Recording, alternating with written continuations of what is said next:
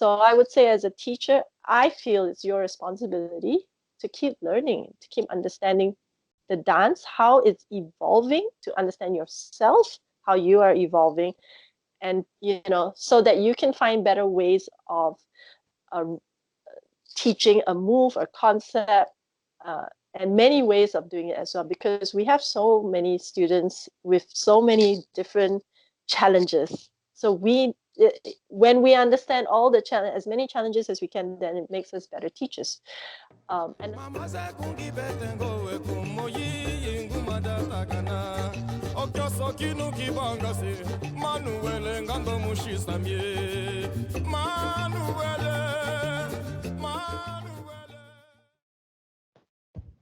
Hey, hey, all right, cool. So I am now on the line with a Miss Jean Go, aka hi. DJ.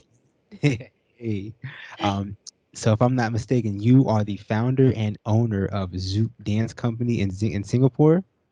Yes, You've that's been right. hey, you've been dancing and teaching Brazilian Zouk since 2008. You Mm-hmm. also have a background in salsa and bachata since 1999, maybe. Yeah, that's right. Awesome. Uh, You have taught at several festivals across the globe, mhm. and in 2004, you and a partner started a dance school called Two Left Feet Dance School in Singapore. That's right. Yes, That's that's right. awesome. And I believe and you started DJing, remixing songs back in 2010. Is that correct? Oh, sorry, that was the cat. Okay. Yes, that's right. You know, Hey, you know okay. your I try to do a little research on you, but I'm very curious. How are you doing today? I'm good. Really excited to be on the podcast. Thanks for inviting me. Oh, thank you so much for accepting it. I guess I really want to start this out, Gene. I've never been to Singapore, so I'm very curious to know what was your childhood like growing up in Singapore. Um, well, studies was always emphasized a lot in Singapore. We're a very young country, so our labor force is pretty much our only resource. So our parents tell us we really need to study so we get a good job. Um, so, culturally, I would say that dance and theater, the arts, they weren't emphasized a lot, and it was kind of looked down upon. So most people were just focused on being doctors or lawyers growing up. We're a big city, so we don't have a lot of forests and a lot of nature. So most of us just grew up in a very urban environment. Um, but we had TV, so we were still exposed to the arts through TV and dancing, music. It's more what we saw from the more Western cultures. So shows from America, shows from the UK. Um, yeah, so yeah, pretty much it was more about studying hard and getting a good job. Yeah, I understand that definitely do. I'm very curious to hear. I guess growing up in Singapore, what were some of your childhood hobbies? Were you always a dancer, or did you have other things you enjoyed? I really love dancing. So we had a late night show from America. I think was it Soul Train or something, or no, the Golden something. I forgot gold something. I can't remember Okay. what it was called. So I would just dance to it in front of the TV by myself. Um, so I just love dancing, but I never had dance lessons when I was growing up. It was more like feel the music and move. So growing up, it was more. I was part of the Brownies, so like Girl Guides at Brownies, and I did more drama and debating. So dance wasn't really a big part of a formal dance was not a big part of my life. But of course, I always love watching ballet and ice skating and all of those. But no time for that. Okay, Yeah. okay. Tell me this real quick. I guess how important was music in your childhood? Like, did your parents play a Oh, lot of music, or? so my aunt is a piano teacher. So she started me on the piano when I was 4. And then, so I've had piano lessons from 4 till I was 18. And I also started a little bit on the violin because my piano teacher said, since I had perfect pitch, I should try the violin. So piano was a big part of my life, but when you're young, you don't really understand the significance and you do it because your parents make you do it. But I love playing the piano now, not so much when I was learning it, but now I do. So yeah, that in that sense, classical music was a big part of my life. And tried to do a little bit of jazz pieces on piano. That's really hard, but yeah, that was the main extent, piano.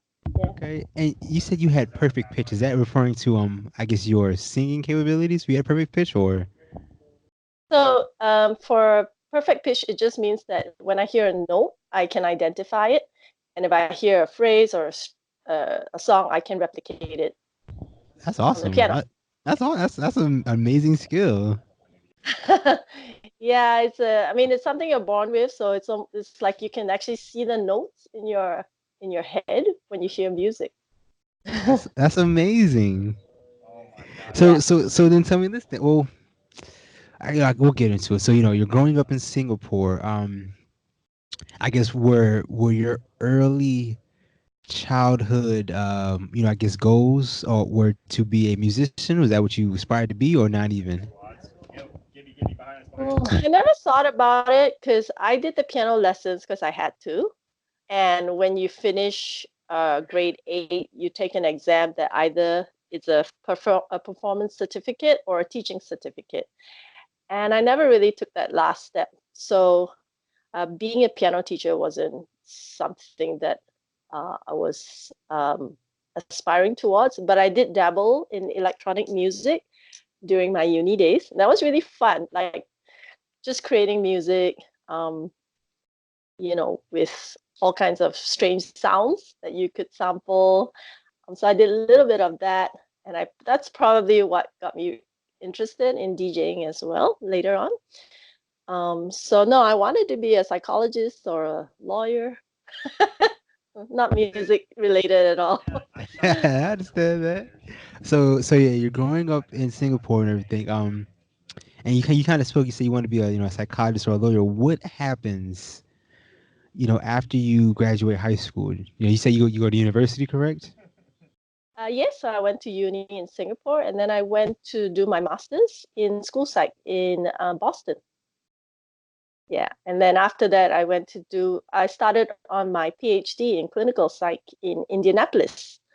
So I did go down that path, but after a year, I took a sabbatical to help my friend out in a business, and then I never went back. So, Okay. So yeah. so tell me. Hey kid, come here. Hey, if you could like and subscribe for the channel, that'd be amazing. Let's get back to the show. So tell me this. I guess I definitely want to hear about your time in America, but what made you settle on psychology? Why did you decide to pick that as your business career? Good question. I think I was just really interested in understanding what made people tick, just understanding their motivations, why they behaved in certain ways. So I think I always had that interest. Okay, so no. So tell me, how old were you when you first moved to Boston? Do you remember? Ooh, I must have been 23.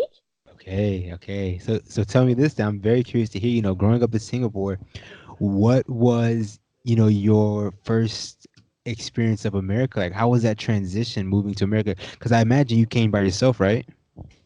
Yes, that's right. What was Wait, that like? yeah. So, well, I'd seen a lot of the US from TV shows, so you kind of expect something similar. And when I got there, it was autumn, so it was starting to get cold.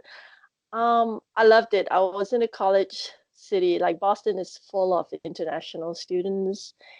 So you had that comfort of being surrounded by other graduate students who are also looking to settle in the city to find a bond. But at the same time, my housemates were two American girls, and they kind of showed me the very US centric as what you'd see from TV kind of life, like going to sports bars. So I had that nice transition. I had that experience of having foreign friends, but also being integrated into US life. So it was, I really enjoyed my time in the US, and I do miss living in the US. I like the variety, I like the opportunities, I like the fact that you can take a car and go to a beachside city or snow-capped mountains, and there's just so much to explore. You don't actually have to fly anywhere. Um, People are very multicultural. I really like that, but I know it depends on the city you live in. But so Boston was a really good place to start, and it is so pretty. I love the seasons. Oh wow, the seasons were. It's just so nice to have 4 seasons. We don't have any seasons in Singapore, so it's either rainy or not rainy. So it's so awesome to have the seasons. Really makes you appreciate spring when it comes around. Um, and then there's just a lot of variety in culture, music, shopping. There's just so much in the US. I mean, you're spoiled for choice. Of course, there was also the element of crime and safety. So in Singapore, we are so safe. You can walk around at 3 a.m. by yourself as a lady, and nothing's going to happen to you. But in the States, you have to be a little bit more careful. So there was always that consideration. But I really liked it. It was so colorful. Great. Time. Could you I don't know if it's possible, and you kind of have already done it, but could you put into words maybe the differences you experience? What are the differences between Boston and Singapore? Um, wow. Okay, so seasons, main thing. Many races and cultures, more so than Singapore. So in Singapore, where the majority is Chinese, but we do have a lot of foreigners as well. But Boston, because I was in, in the city where you have a few colleges, it was so international. And it was more like a college town, right? So we had a lot of young people in the streets all the time. Singapore is like you don't have that feeling of people being transiting as well, living there and then transiting. In Singapore, it's my home. So you feel different when you're in a place where okay, I'm living here versus this is a place I'm experiencing maybe for a short time. The friends I make maybe here for a short time. So everything's in flux. It's very dynamic. You don't have that feeling of being settled. So I think that changes your perspective on how you experience the city as well. Um, I love the architecture in Boston, the New England homes. And we had a Scientology church that I would walk by to go to the supermarket. So that was pretty neat as well. Um, and you have low, like the houses, the brownstones, they're quite low. They're 2 to 3 stories here. Everything is skyscrapers. So we don't have that prettiness. Um, Everything here is a huge urban jungle. So I kind of miss that about Boston as well. Sorry, cat. It's Cat. all good. It's all good. So, Yeah. so I'm curious. So you moved to Boston. Were you still practicing? Your music at that time, or you had kind of give it up at that point? Oh no, I'd stopped my lessons after I was 18. Okay. Okay. I Yeah, so understand. I was just focusing on my studies. Okay, I Uh, understand. yeah. And so tell me this. I guess how did you first get introduced to salsa and bachata? How did that come about? So I was in IUPUI in Indianapolis for my PhD program. And going from Boston to a Midwest city was quite difficult because it wasn't as exciting. There weren't that many people around my age around me. It was, it's the campus and the city, everything is a lot smaller. So I had 5 other people in my program, and they all had their own lives and their own homes, and they were younger than me. So it was pretty isolating being at IUPUI. Yeah, I didn't have my social network. So I thought the best way to meet more people and also to meet more international people is to join a salsa class or some kind of social activity where internationals gather. So that's what I did, and that's how I started salsa. So they had a student-run program. So just some students who love salsa, teaching salsa for free. I joined that, and that really saved my time there because I love it so much. And then I started going to the clubs, and you just kind of learn on the dance floor at the same time, especially if it's Cuban salsa, and then you start picking up merengue and bachata all on the dance floor. So that was like the one thing I look forward to every week. It was Thursday nights at the Jazz Kitchen. Yeah, so that's how I got into salsa. So yeah, it really saved me. Hey, so I'm very curious to hear. Tell me about that first year. That be your beginner stage. What was it like? First learning all those dances. So in well, okay, so when I first learned it, it was on the dance floor and you make friends and you just kind of do lots of back breaks and then shuflas, and it's all fun and good. So real Then quick, I were you doing Cuban salsa then? Is that what you started with? Cuban. Okay, Yeah, it okay, was okay. in the beginning. Yeah, and then you try and find out you figure out the difference between cumbia and salsa along the way. And because the clubs play everything, so you just start dabbling in everything. But I probably wasn't a very good dancer because it was all learnt on the dance floor, nothing formal. And then I got went back to Singapore after a year, and I took actual proper lessons in LA style salsa. So that was the first time I had, real lessons. And it was really hard in Singapore because the ratio was really bad at the time. This was in, yeah, 2001. We're talking about maybe 5 girls to one guy. So it was horrid. And the guys really weren't that good. And they tended to be pampered by the mollycoddled by the instructor because he didn't want to scare them away, but he was really, really harsh with the girls. Yeah, because there were so many of us.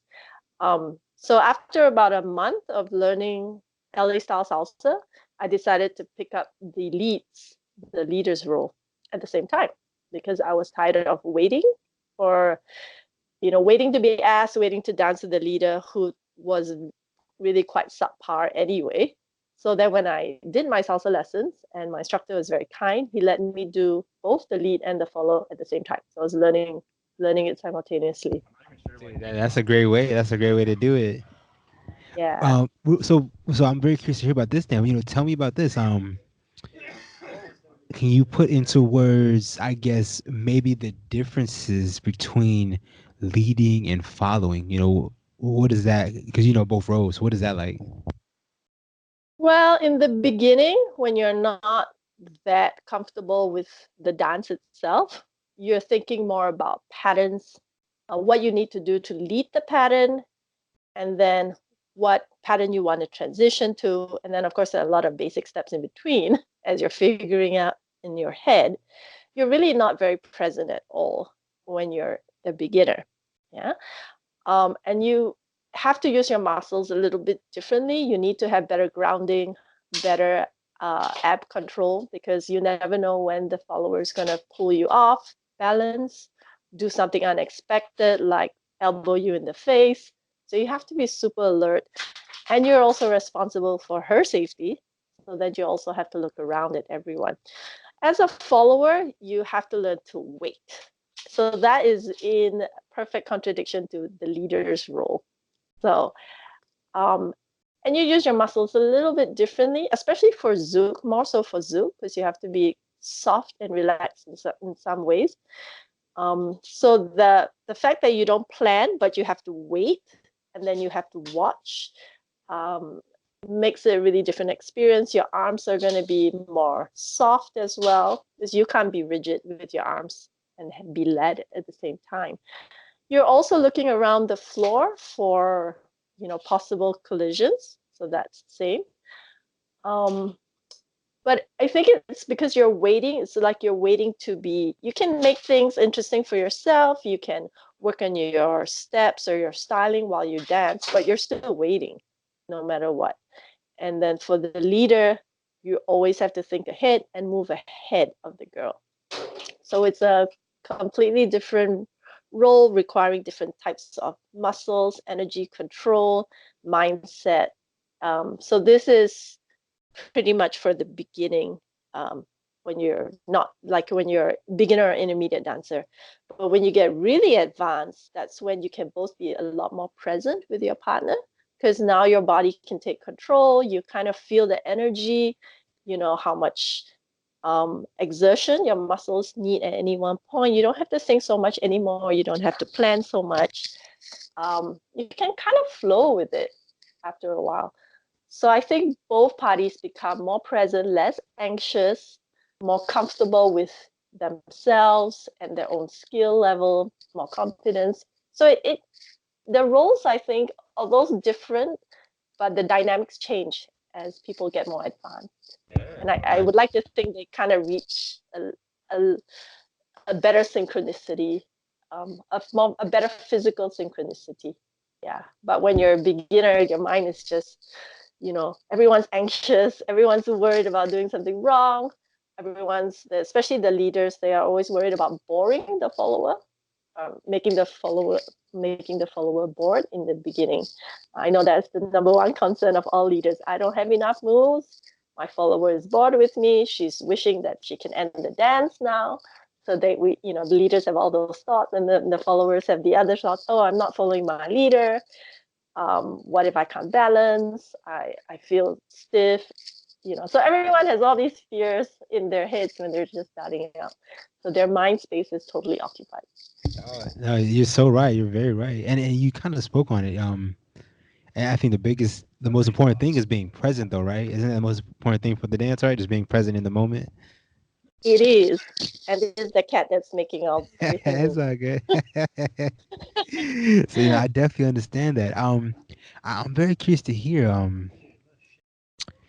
I guess could you speak on the benefits of learning to both lead and follow? Hmm. I would say there are a lot of benefits, but not in the early part of your journey, because the way you use your muscles is going to be a little bit different. So I've had followers who tried to lead start to overcompensate. So they go really strong with their lead because they think it's about strength. They think it, and they use their arms a lot, which is the same for any leader who starts. But then they get used to that, and then their bodies change when they dance as a follower as well. So their energy changes. They're interpreting the music in their head, so they start to think ahead of the leader. So I'm going to talk about this in relation to Zouk.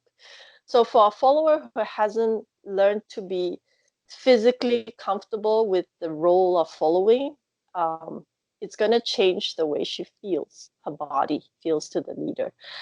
And I think so. The swap, if you do it too early, is not going to be good for you when you're trying to be a good follower. Um, so I've seen that and I've felt that, and I lead most of the time, and I know that as a follower, I can't do certain things when I've been leading a lot.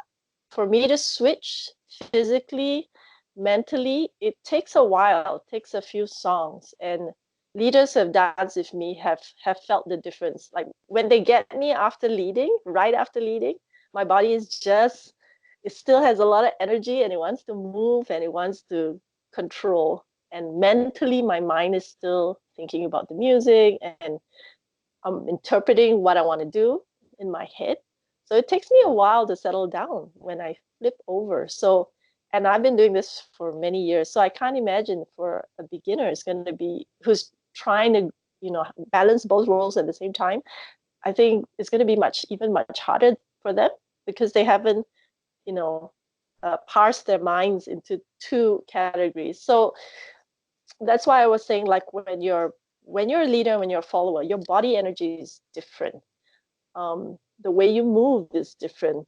The way you want to move is also going to be quite different. And you can't just flip a switch and change. Your body takes time to relax and calm down, and so does your mind. So we have to be a bit careful about switching roles very early on if you So want to so excel at either role. right. So tell me this real quick then. I guess when would you recommend someone embark on learning the opposite role? How long in? How far in? Or is there a time frame at all? I think it's okay to dabble. Like if you use it as a teaching tool, for example, as a teacher, you can say, for this class, we're going to switch. It's just to give people a different perspective, but I wouldn't say, okay, do it a lot until your body has reached that point where it can react as a leader or as a follower without thinking. You're starting to feel the flow. You're starting to be sensitive to each person's energy and balance and weight shift and where they are in the dance, and your brain starts to shut off.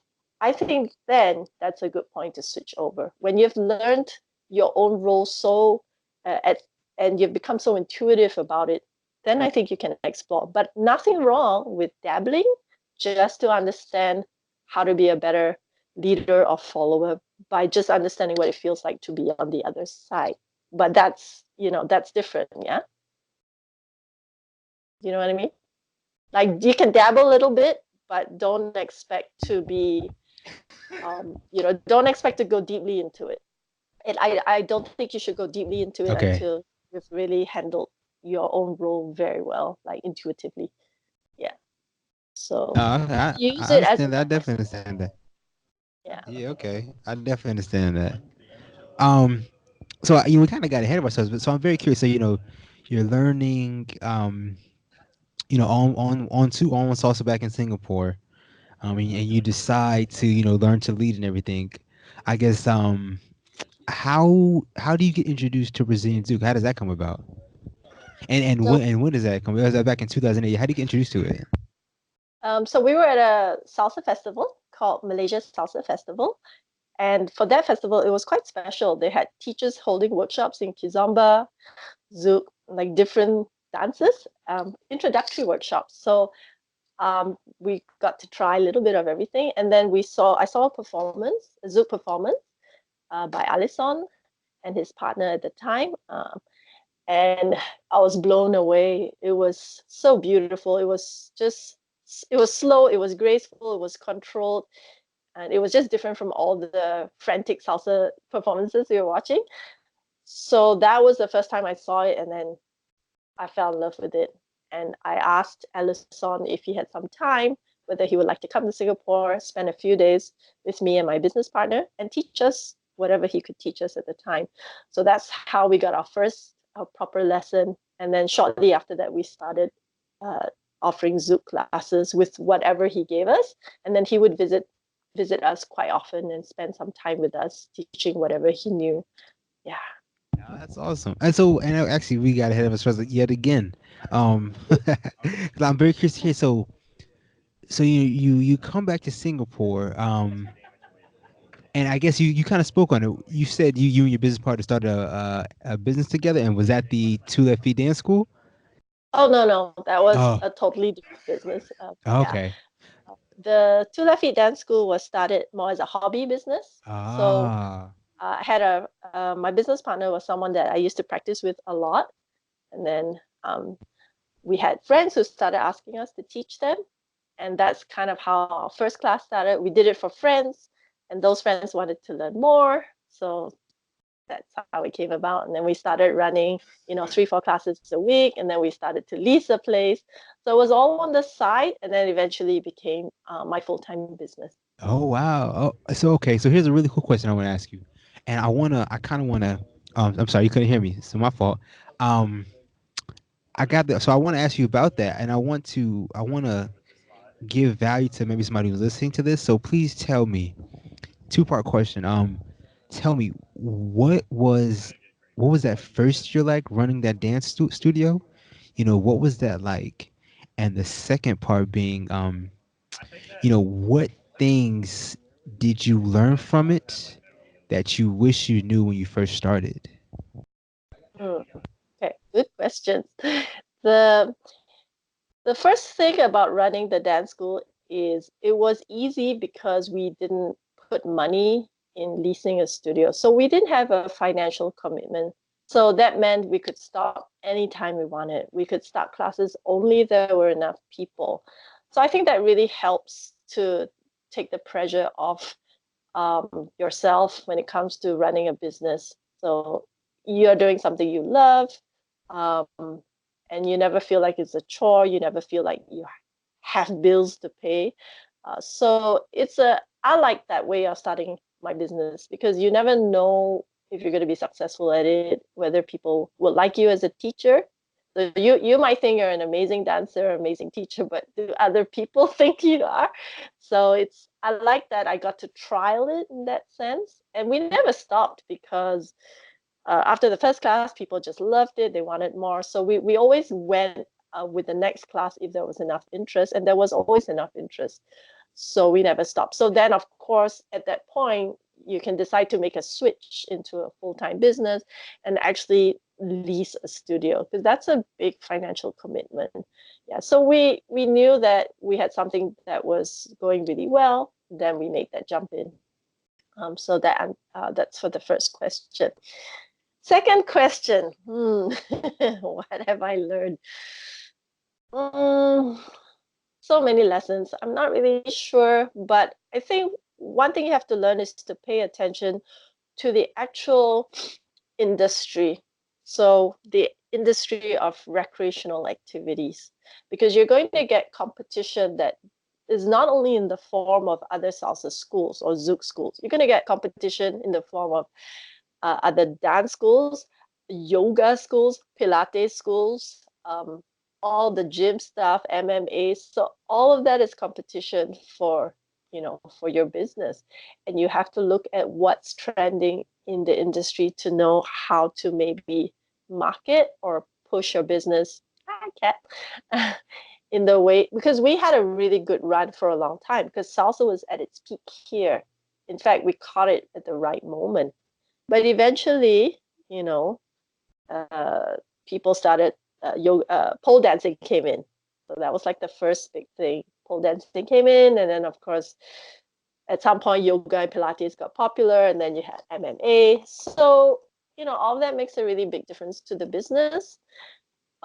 People are looking for different things. Sometimes it's health, sometimes it's dance, and then you'll notice that the media starts to shift its focus. They stop featuring salsa, they start featuring something else. Um, so that's one thing. Pay attention to the industry trends to know how you can then plan your next marketing direction. Number two, always work closely with with the teachers from the other schools. A competition is never good. I know we can't work with everyone, of course, but we had a really good salsa community. So most of the teachers would not have an event if one of the schools had an event on a date. Someone wouldn't do a clashing event. So that was like really, people were really good with helping the scene to grow. But of course, you're not going to get along with everyone. That's just normal. Some people don't want to play by those rules, and that's fine. But if you can, it does help to give a more united community. One of the biggest downfalls for the salsa community here, or what led to, I think, what's happened to the salsa community here, it has a decrease in size. We had a place called Union Square, and it was a club where all the salsa dancers would go to. So because all the salsa dancers from the different schools went there, you could see all the teachers dancing with each other. Um, you could see the best of the best from all the schools. And when we lost that club, when it closed down, all the socials were just in the schools. So we had little school socials. And then you would stop seeing, all the teachers dancing, and students could not be as inspired because they couldn't see the best of the scene. And I think that really led to like not the downfall, but it led to the decrease in popularity of salsa. Because you would go to a social and only see your teacher and your classmates. Yeah. This is not to say that a school social doesn't work. It works if other teachers from other schools come for the social and bring their students. So everyone has the chance to integrate and socialize. And it feels like a big family rather than many little warring families. Yeah. So uh, we didn't know that was going to happen, but it happened. And I think now salsa is not as popular because of that. Yeah. Now, that makes a lot of sense. That definitely does. Yeah. I wanna ask you this real quick. I'm very curious to hear. Like I said, another two-part question for you. um, Tell me, I'm very curious to hear about your first year teaching. What was it like learning to teach, and the second part being, in your opinion, what makes for a good teacher, and how can people improve their teaching skills? Whew. Okay. Really good question. Um, how did I learn to teach? I think it's always been something that I found easy. I think I've always liked teaching, breaking things down. I love breaking things down. I love analyzing things. So it wasn't hard for me to break things down and then present it to the students. And I would say I'm not one of those gifted dancers. So some things don't come easily for me.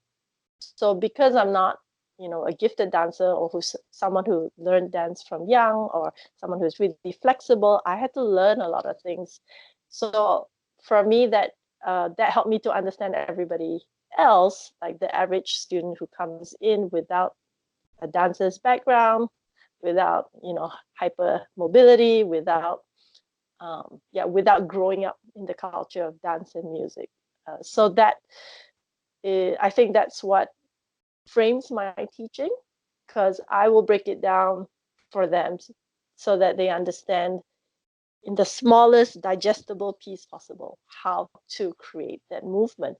But I also recognize that everyone has a different way of learning. So I like to present many options.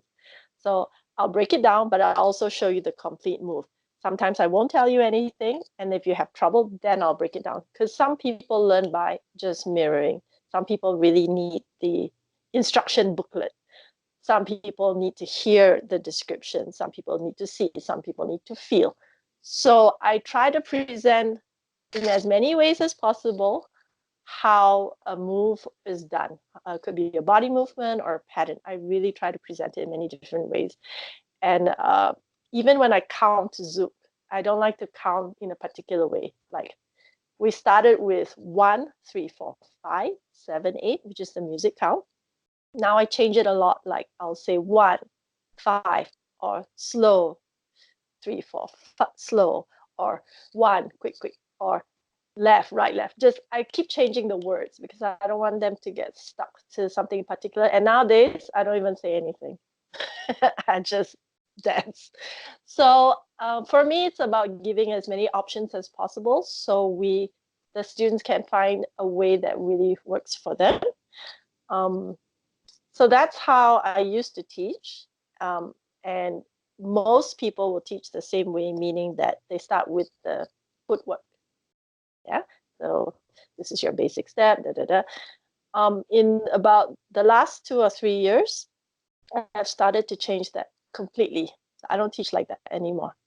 So what I do now is to teach, um, for me, what is partner dancing. So two portions in terms of my teaching syllabus. One is things you need to do for yourself to increase your awareness of your body, your coordination, your weight shift, your balance. So we work on that individually.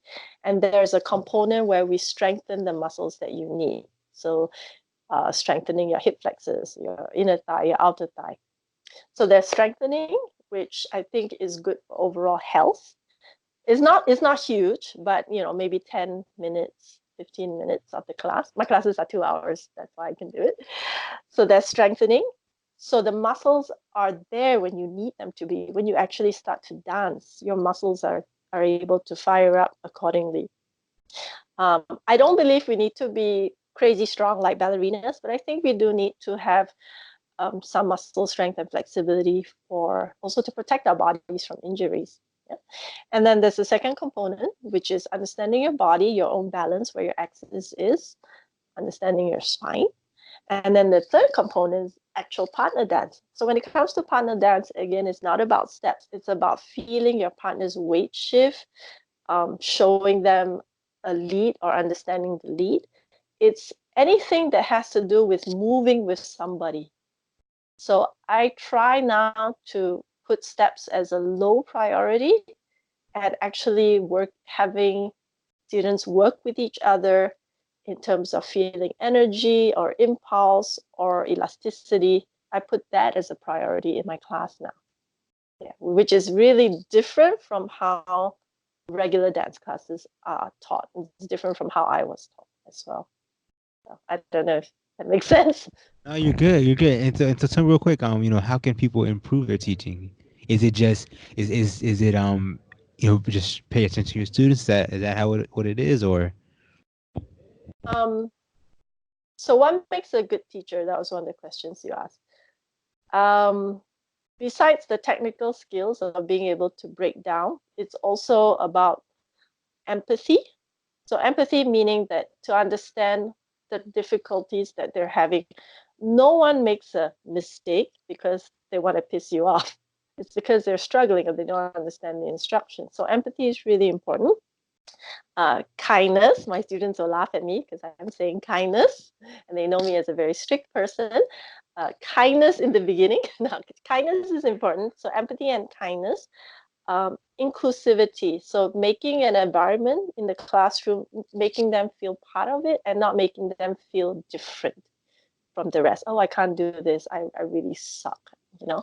So making them feel like everyone is on their own journey and that has its own timeline.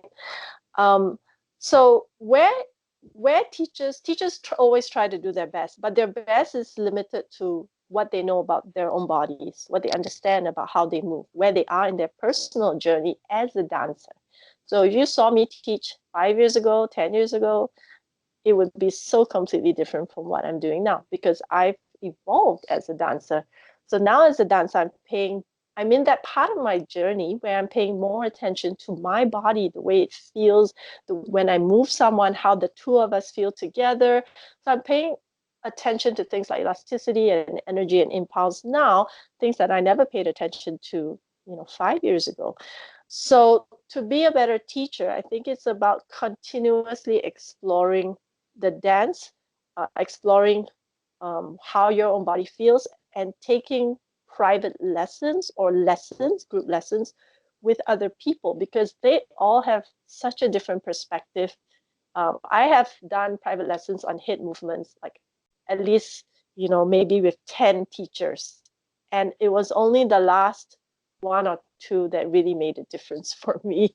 So yeah, and sometimes it's not about what the teacher said at the other 8 teachers, but sometimes it's about whether I was ready to receive the information, whether my body was ready to receive the information. So, it's a bit of both. Some teachers have just an amazing way of framing things that really clicks with you, or they've gone through so much of their own body that they found the best way for a body like yours, like theirs. And then sometimes we're too closed off or too young, too immature to understand what the teacher is saying. So just because you've done a private lesson on one topic doesn't mean you know it, doesn't mean that's the best way for you. You still should always, always keep taking lessons on anything and everything because that information is going to be new to you as the teacher evolves in their own understanding, as you evolve in your own understanding. So I see so many students go, oh yeah, I've done that class on latte. I don't need to do it anymore. You should do it again because you're going to hear a better way for your body to do it, And it's amazing. Every time I think I've learned something and I attend a class, I'm like, oh shit, that's really new information. That blows my mind. Wow, that's changed the way I move completely. So I've I'm constantly being amazed by the new information that's presented to me.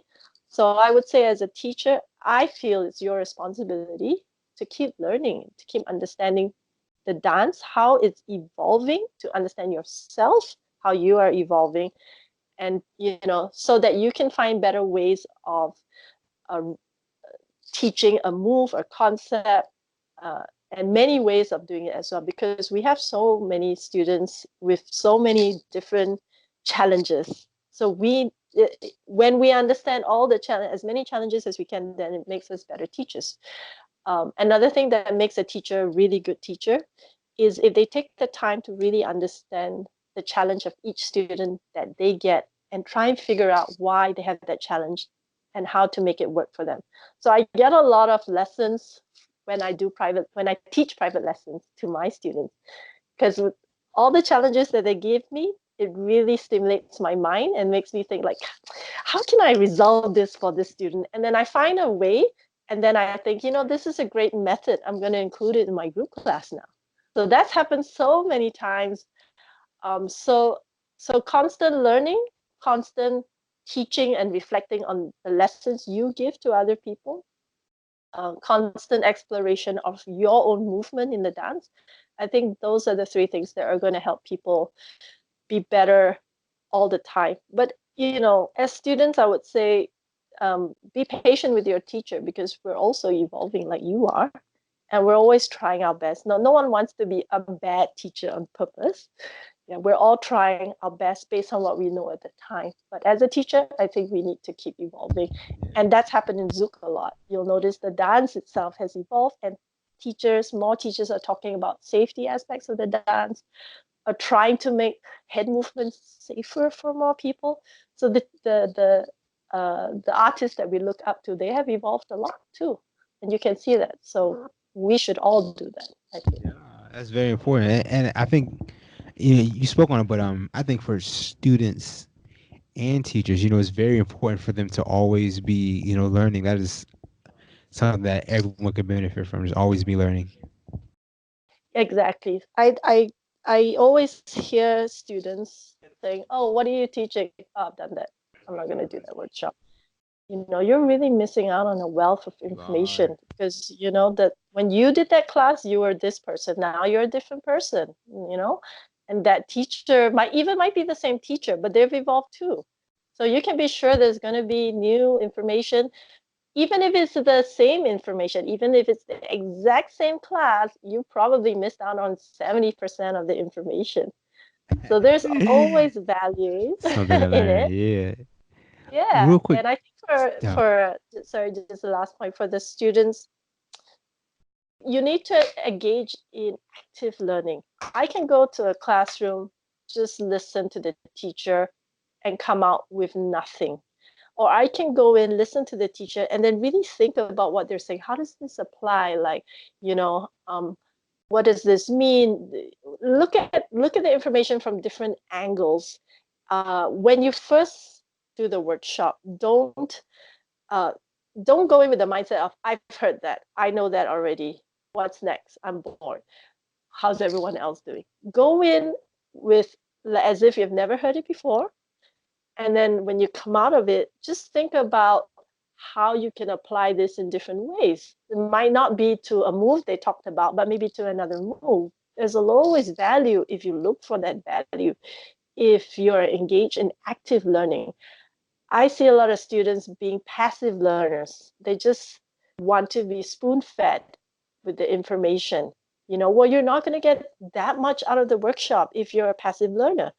Take the information, make the most out of it. That's what I say. And everyone's going to get something different out of that information that is given. And it's because they're applying their own perspective to it. And you should as well. So um, I think that's an important message to bring across to students, because I know sometimes they feel like they haven't learned anything.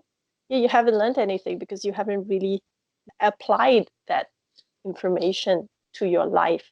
And sometimes it's not even about applying it to dance, it can be to life in general. It can be to a movement that you do. Maybe you're an athlete or a swimmer, it could apply to that as well. So I think information is out there. We just have to make the best use of it. I definitely understand that. I definitely do. I want to I kind of want to double back to something you said earlier, and you were talking about how you recently kind of had like an unlock about hip movement. Hmm. I'm very curious. Giving trying to give value to the listeners. I guess what did you learn, and for someone who may be struggling with hip movement, what advice could you give them with that in regards to Brazilian Zouk? Okay, this one's a tough one. Because the advice I could give them is not something that if their teacher doesn't run it that way in class or doesn't teach it that way, then they're not going to get the benefits of what I feel is the best way to do head movement now. But the person who really unlocked it for me is Val and Vanessa when I did a private class with them. And in fact, I was asking them, I said, how did you guys come up with this method of head movement? And he was explaining that Vanessa had a lot of issues with head movement, physical issues with doing head movements. So they found a method that really worked for her and made it comfortable for her. So in their method of head movement, um, they like to use breath to release tension. Um, so they planted the seed, and then I explored it a lot further after that, using information from multiple teachers or my own understanding. But one of the first things that it got me to do was not to flex my abdominal muscles. Yeah, so the flexing of the abdominal muscles was making my body very stiff, very tense. So they said, keep breathing through the movement. Um, Always just keep breathing through the movement. When you go down, just allow your body to fall forward and just hinge your hips back. Like, don't, when you're leaning forward and you feel like you're going to fall, you're going to flex your abs. Or we're always told to flex our abs, but that makes us so tense. And it makes us, when your body's tense, it's like you're trying to push a car that has its brakes on. It's hard to move it because it's just locked up. And real quick, I want to say it also. You kind of have to have trust in your partner that he won't let you fall. Though, isn't that a big thing? Yes and no. So what I do for head movement now is I'm trying to work with what's most organic in the way we move. Um, so I want people to understand that head movement can be something that is really something that we're comfortable with and we already do. For example, when you're really drunk, not super drunk, but kind of drunk, quite drunk, it takes a lot for you to lose your balance, doesn't it? You have to be super drunk to lose your balance. But you can see someone staggering and they don't lose their balance. Their bodies know how to keep their balance. So, and their bodies are really relaxed. So, my point is that you need to start to trust your body and understand that when it's relaxed, you're not going to fall over. It knows how to keep its balance. Of course, there are certain things we need to keep, like more grounded, but at the same time, you don't need to be tense and stiff for your head movement. And that makes your body work harder and fight against itself. So if you relax, use your breath, the correct weight shift, you can actually do head movements super easily. Yeah, so it's about trusting your body. So as a teacher, we do different movements for people to understand how the body positions its hips so that they don't fall over when they're leaning forward. Because if not, we'd all be falling over in daily lives like 50 times a day, right? So first is to stop trying to control everything and then work with what's natural for our bodies. So that's kind of like my general philosophy for head movement. Um, Hand movement, one of the biggest problems, again, I don't know how many people agree with me, but one of the biggest problems for me is the way it's taught. It's taught from a static position. So you lean off to the side and you keep your head here and then you go. But if you really look at the way we dance Zouk, we don't start like that in a head movement. We come from a rise of the chest or a roll of the head, something, and then the leader propels us so that when we move, our head happens to be on the side, Wait, slightly wait, back. real quick. So I don't make sure I heard you right. Are we talking about hip movement or head movement? Head movement. Head. Okay, I thought you said hip. So we're talking about head Sorry, movement. head. Okay. Yeah, head Okay. Okay. movement. All right. Head movement. Okay. All right. Good. We're good. Still Continue. on head movement. Yeah. So if you drill like this, then you're not using the natural energy and the natural movement of your dance that was prior to the head movement. We don't dance and go, huh, and then we turn. We're coming from somewhere, and then the guy propels us when our head is in the right position, which is slightly towards the back.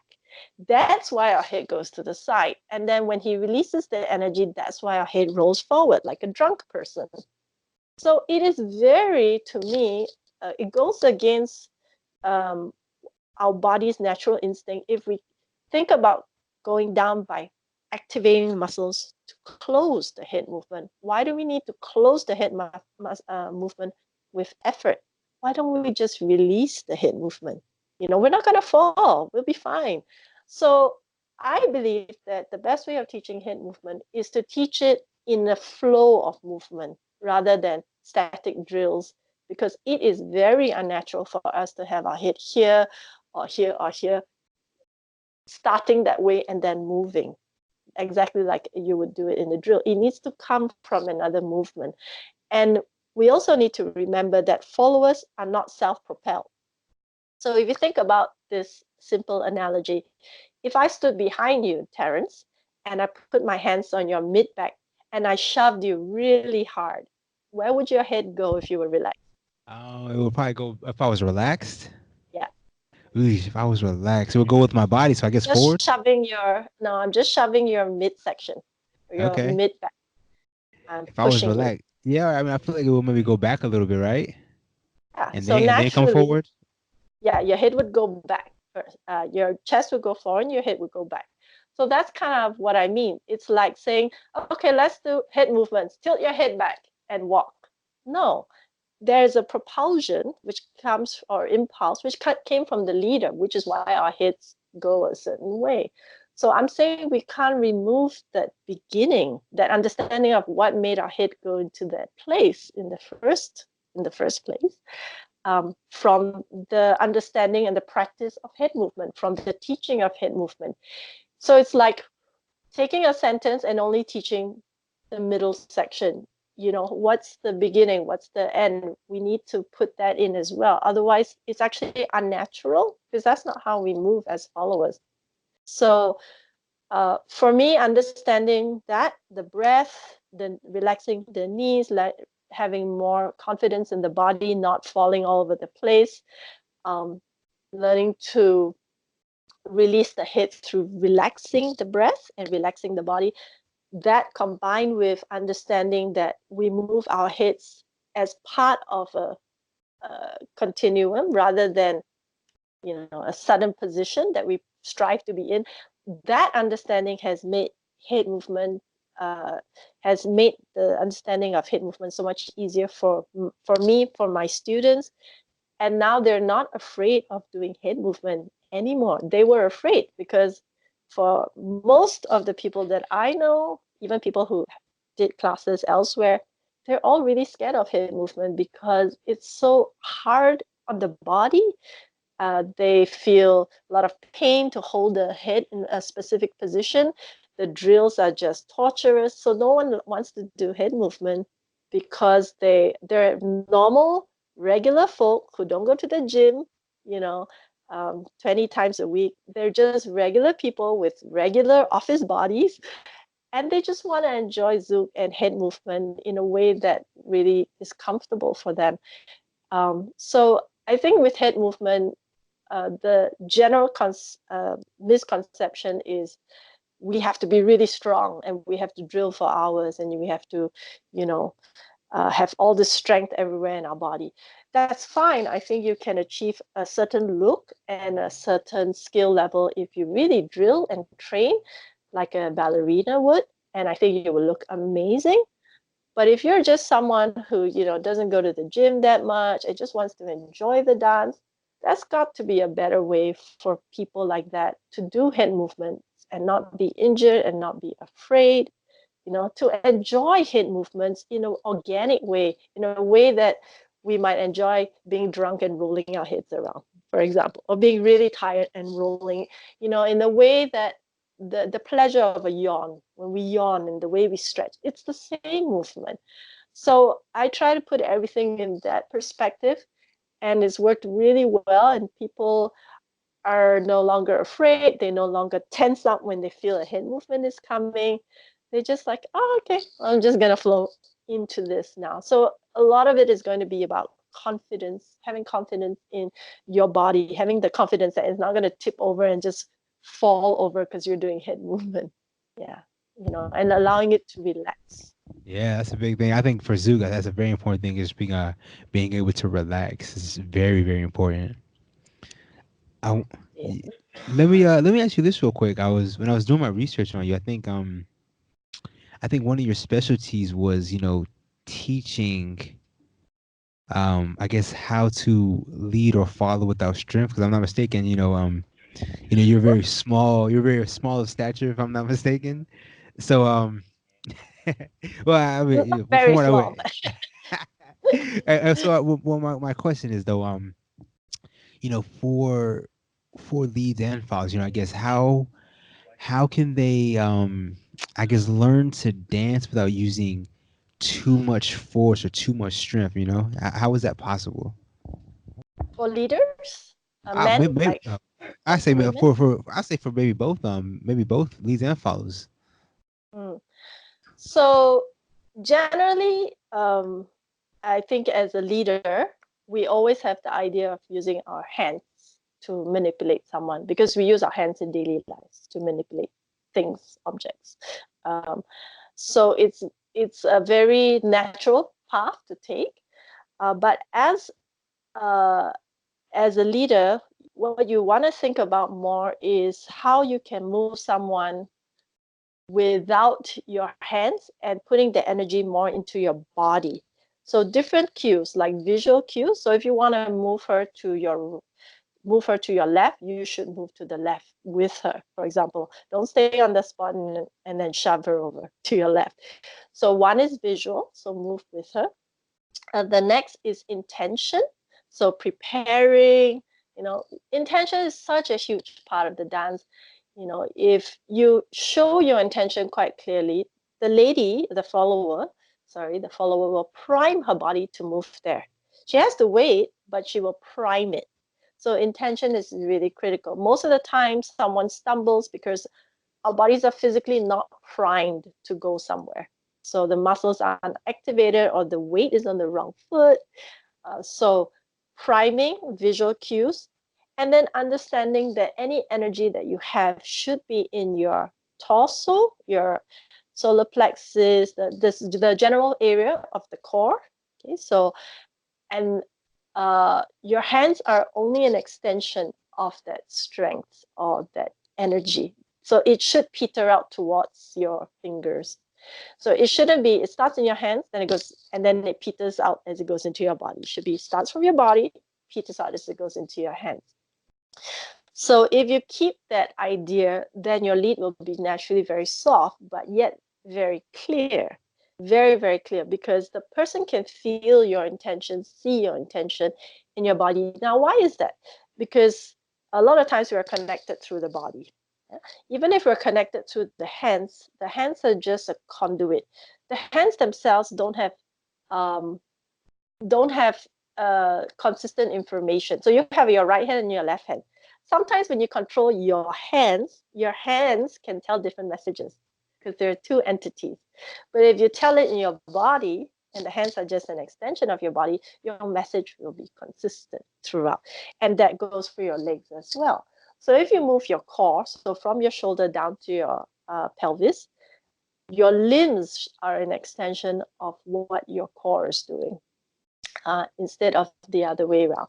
So if you use that philosophy, you shouldn't have to put a lot of energy in your hands. But you need to have energy in your hands for emergency cases or certain types of movements where there's a bit more of compression. So one pushing forward, one pushing backwards. But otherwise, you can lead most things with a very light touch. And for anyone who's not really convinced about that, some of the artists who look super energetic when they dance, their touch is really light. It's like you wouldn't believe it. It doesn't gel visually. but their touch is really, really light, but yet they look like they have so much energy. But it's because it's in their bodies, it's not in their hands. So for the people who can't understand it, I would say like go and take a private lesson with some of these artists who are super light. I haven't danced with, but I've heard that uh, Michael Boy, Michael and Aline, that couple. He's really light in his touch, although he looks strong. Felipe Garcia is also very light. Val is very, very light in his touch. Um, if that's what you like, okay. But I know some people prefer a firmer touch, a firmer connection. So then that would be someone like William or Teixeira or Arthur Santos. So they have a firmer connection, but no one is ever rough. They vary in the amount of tactile pressure they give, and the lead is always clear. Some are lighter, some are not as light, but the lead is always amazing. So it kind of depends on the follower's preference. So a light touch may not be preferred by some people, and I think we kind of have to adapt to the follower's preference a lot. But I always start with a light touch and then add on if I need to, rather than start with a harsh and heavy lead. And then she ends up matching me, and then we play this matching game, and then all of us are really tired by the end of one song. The other ways you can make your touch or lead a bit lighter is if you understand skin connection. So how you touch the fascia, how you manipulate the skin, that is really, really effective. So when you understand how to use skin, fascia, as well as joints, your lead can be very effective, but yet light. Because these are the things that make us move naturally. Without having to take a lesson, we will move the way you want us to, just because of the way the body is built. So that is like something you can do in private lessons to really understand how to use those techniques. So I think for joint manipulation, like Mafi Zucker, Sheena Soul Zouk. Sheena Soul Zouk is really good at skin and joints as well, and fascia. I think Bruno is starting to go into that as well. So, we are discovering new ways of leading, methods that work, that give us the biggest yield for the smallest investment. Because you really don't have to do much. And ultimately, to keep your touch light, it's about the philosophy. Are you making someone do something, or are you inviting them to do something? If in your mind, partner dancing is about making someone do something, well, there's a good chance you'll end up being quite brutish in your lead.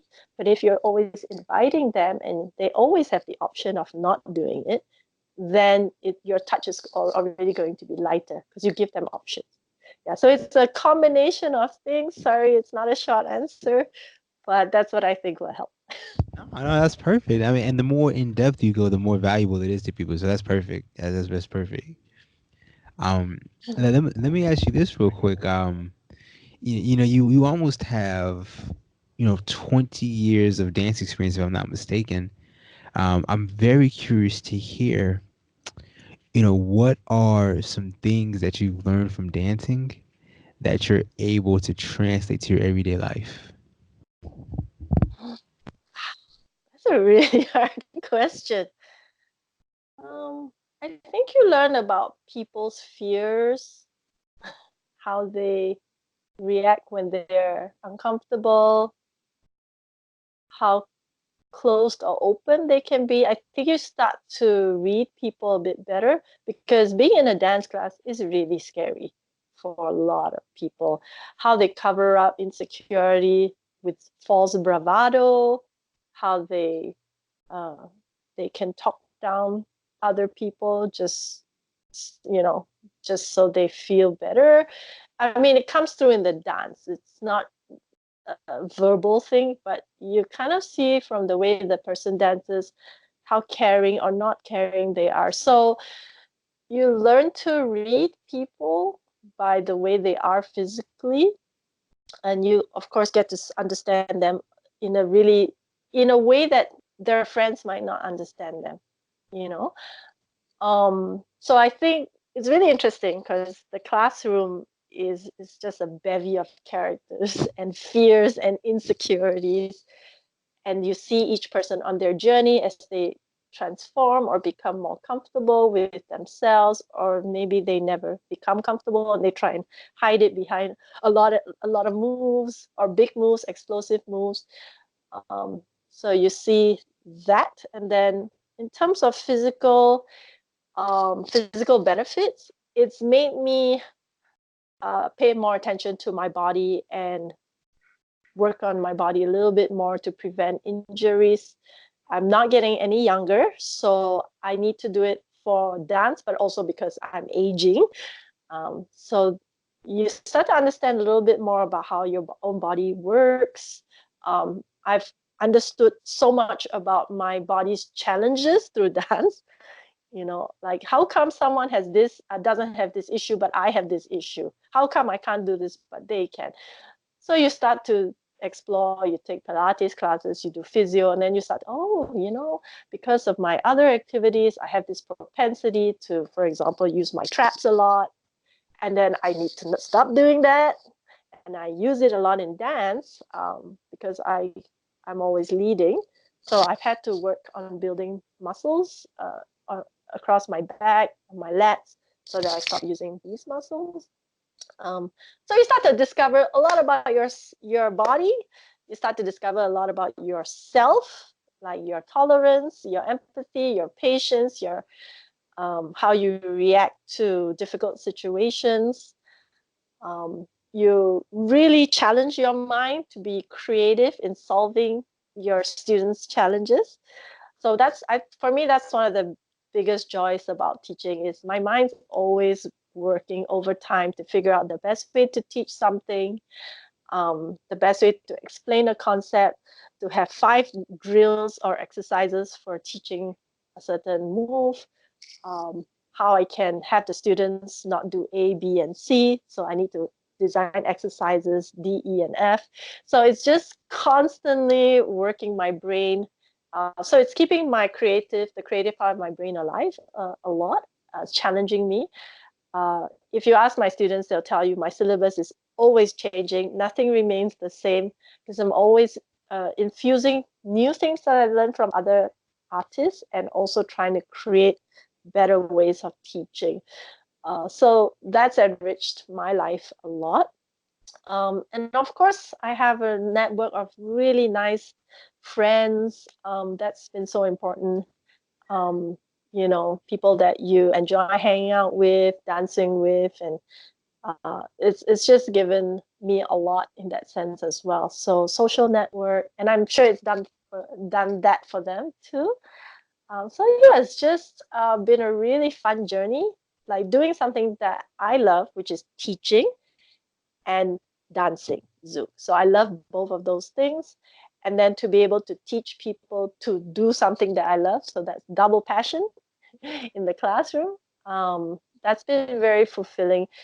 Financially, I think it's a bit more difficult to make a million from running a dance school.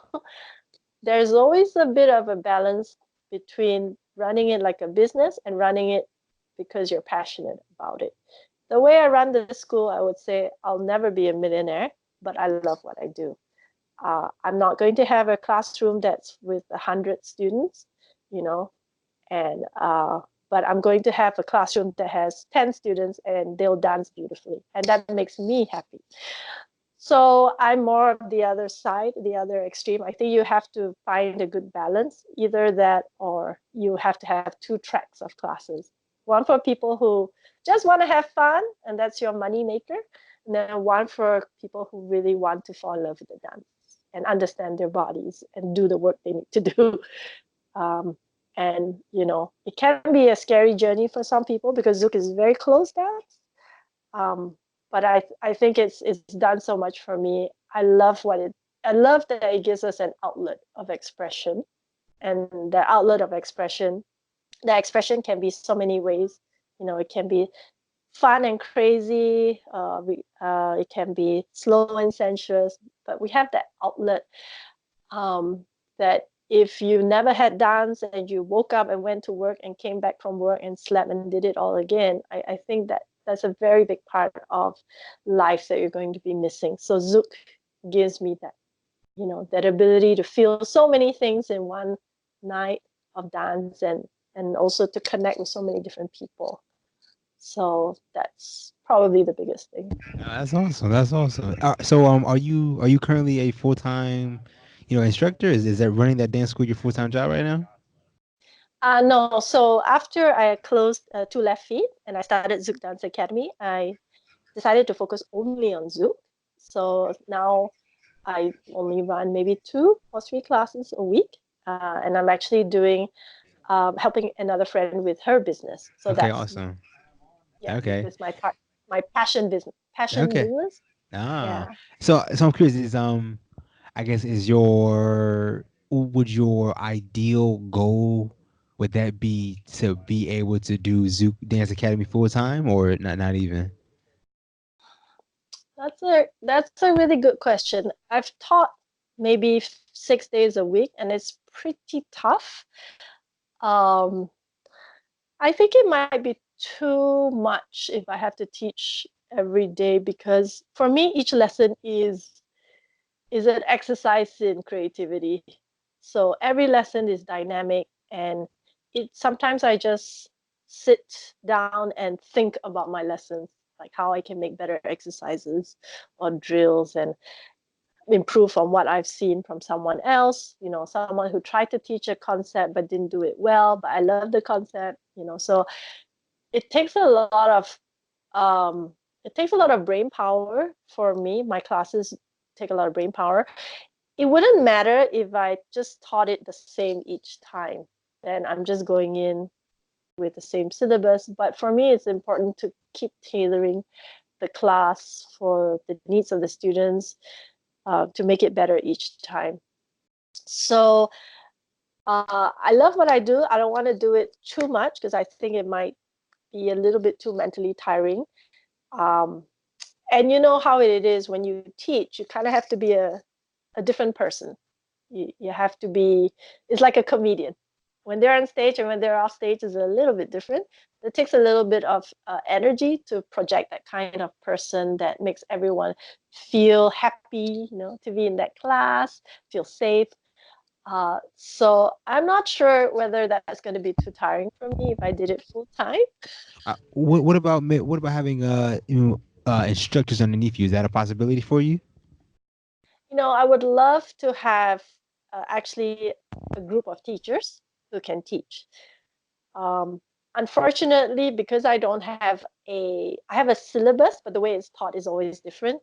Because that's always changing. It's going to be very challenging for anyone to keep up with, this, unless they have the same kind of creativity and I can trust in the exercises that they come up with or the way they run the class. I can trust in them and say, okay, you're doing a great job. You don't have to follow what I do. You have your own method, and I think it works.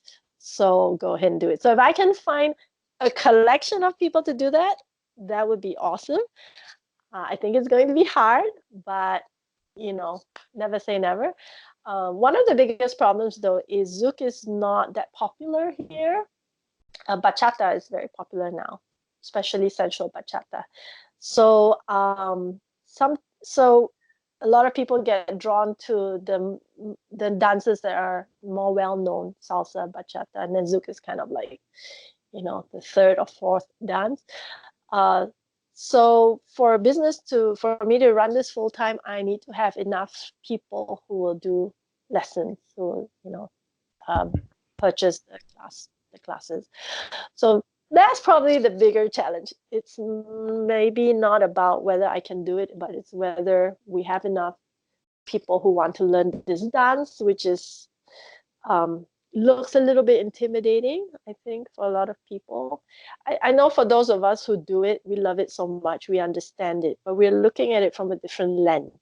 For someone who's never done partner dance, or did a partner dance that's really far apart, Zouk can be so scary because it looks, it's so close. And then there's these head movements and these cambres. So I think it's not that easy to get people into Zouk. And one way is, of course, to get people who come from another dance, like bachata, but that's not really healthy for the dance community. It's actually better to get people who aren't in dance into Zouk, so you don't cannibalize the dance community. But it is a challenge. I probably need to throw a lot of marketing dollars to get that to happen. But I'm happy with what I have now. I wish the scene were a little bit bigger, but I really love what we have because the dances are really, really enjoyable to dance with.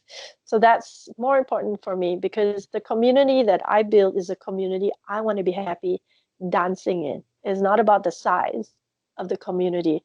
I want to be happy dancing with everybody here, whether it's a lead or a follow, because it's something I do for fun, something I enjoy. So it's small, but I think we have that right now. We have really lovely leaders and followers in our scene. So that works for me now. Yeah, that's awesome. Um, I guess at this point, Gene, I want to really ask you, one more question. Before I let you go, you know, please tell me, can you give me one tip that can make anyone a better dancer immediately?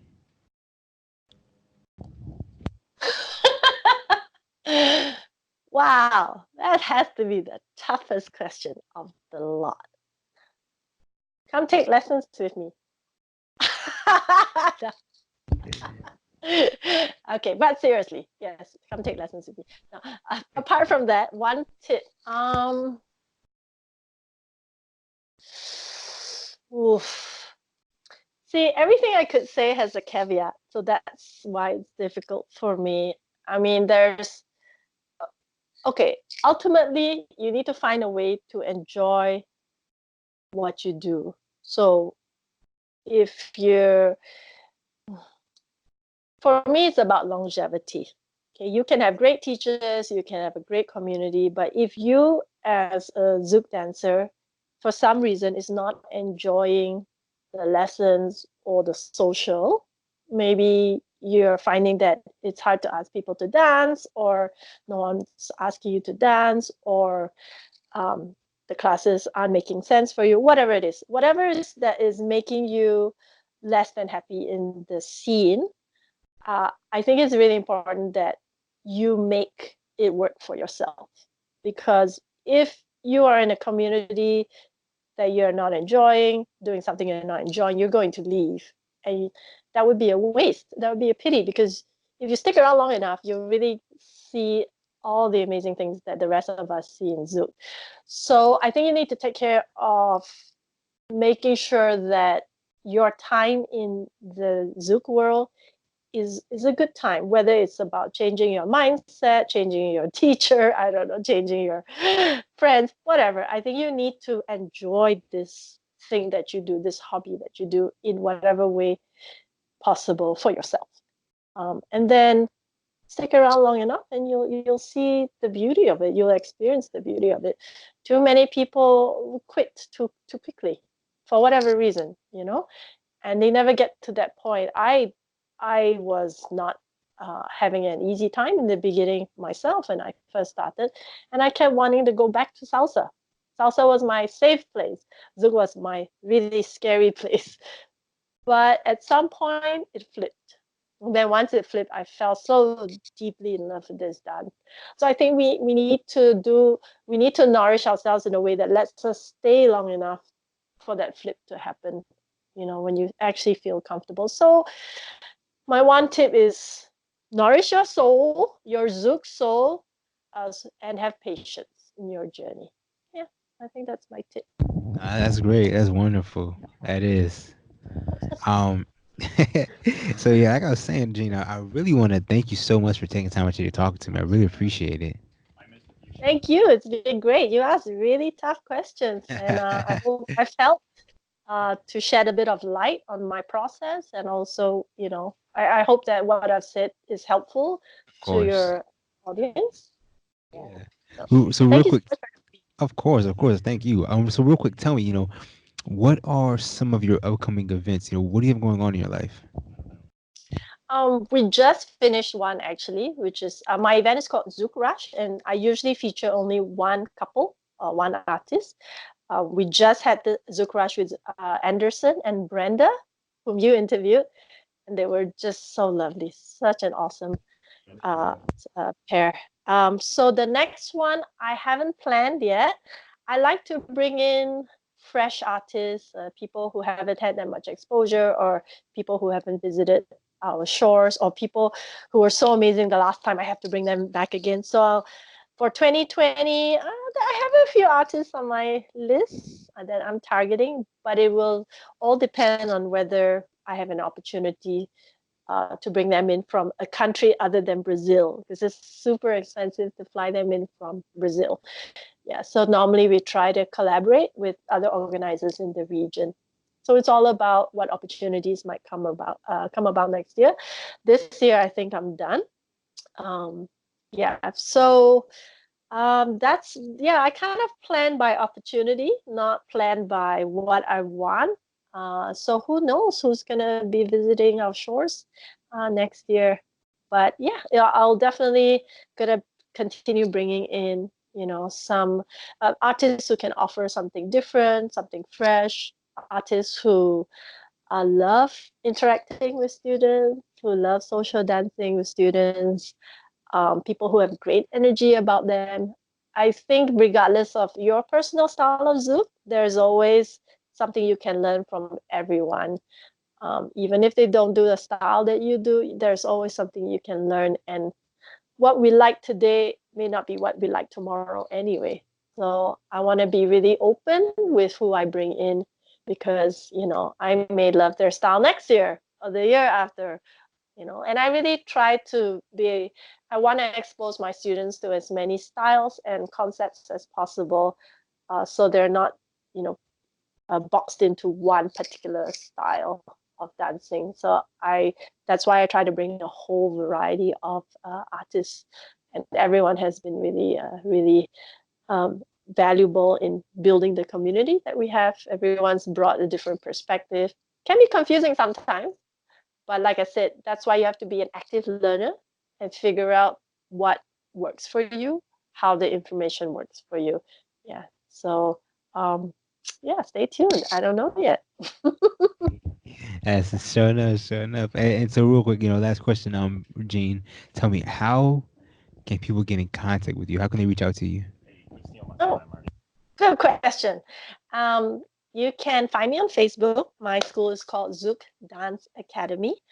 My website is zoukdanceacademy.com. So Facebook, Instagram as well. There's also Zouk Dance Academy. Um, Instagram, Facebook, website. Yeah, and through Terrence probably. Yeah, so just Google Zouk Dance Academy and you'll see my name probably. So my name is Jean Goh, but you can get in touch with me through the school. I also go by DJ Yen. Yeah. So DJ Yen is my DJ alter ego, and I do spin at different festivals from time to time when I have the time to travel. So I'm also on Facebook as DJ Yen. Um, and yeah, if you like any of my remixes, let me know. I'll see if I can connect you to them. So yeah, many ways to get in touch with me. And thank you all so much for spending the time. And I hope it has been a valuable 1 hour plus for you as well. No, I thoroughly enjoyed it, Jenny. I thoroughly did. Yeah, thank you so much. I can really tell, how passionate you are about Brazilian Zouk. It really comes through the way you speak of it. Thank you. I really love it. And it's like it's a love affair that's going to go on for probably for eternity, because the dance is so exciting and it keeps changing. There's always something new to learn. So I love it so much. And I hope more people will join us on this journey. It really is an incredible dance. You just got to get through the first part of it.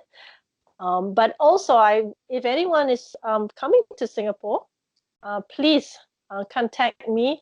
I will be happy to tell you more about what you can do here and when the socials are. We love meeting people from all over. So yeah, make a trip. Come over to Southeast Asia. It's not that far away, and yeah, come and find us at Zouk Dance Academy. Hey, that's wonderful. That's absolutely wonderful, Gene. So yeah, like I said, Gene, thank you so much. I think this will do it for this episode of the Two Leafy Podcast. Thank Thank you you so so much. much, Ken. Hey, thank you so much, Gene. So yeah, please enjoy the rest of your day. All right. Okay, thanks everyone. Yeah. All right, Thanks. Gene. Bye bye. Bye. That's all it is.